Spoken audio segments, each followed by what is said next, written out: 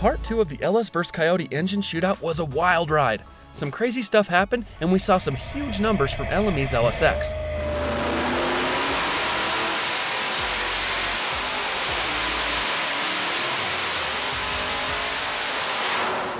Let's take a deeper look at the LS engine and ProCharger combination Brian Nealon and his team put together for the competition.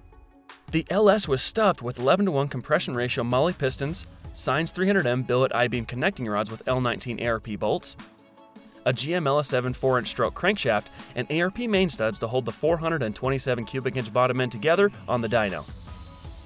A Comp Cam's hydraulic roller camshaft and LS7 lifters commanded the valves of the Brodix LS7 style heads that were CNC ported by LME along with LME's billet intake manifold.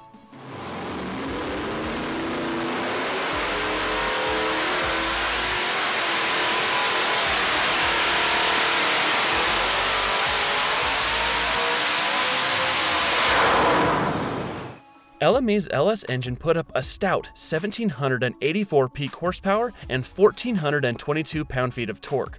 Those numbers are massive and insanely impressive for multiple reasons. Number one, the $15,000 budget meant some corners had to be cut in key areas. Don't get us wrong, 15 grand isn't chump change, but when you're building an engine that performs like this, it's a small price to pay. Number two, the LS was driving a massive F1X ProCharger on a 10-rib serpentine drive. Lots of cars run the F1X on the serpentine drive up to 1,500 horsepower, but LME's LS made almost 1,800.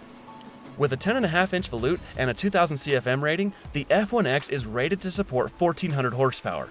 But at 34 PSI, it's better paired with a cog drive or ProCharger's crank drive, but it wasn't allowed in the rules.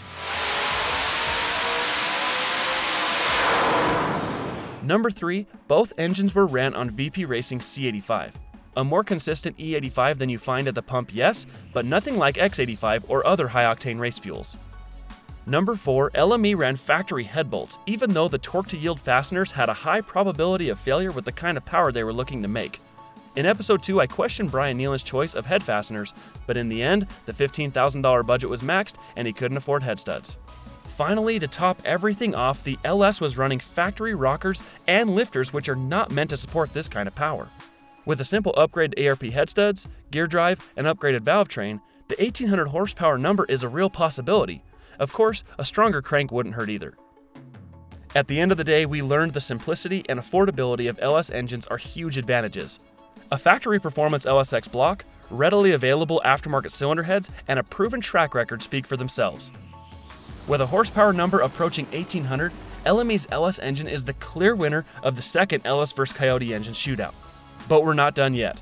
In episode 5, we'll be running the repaired LS and Coyote engines on the dyno with the same F1A94 supercharger on both to see which engine is better with the same ProCharger.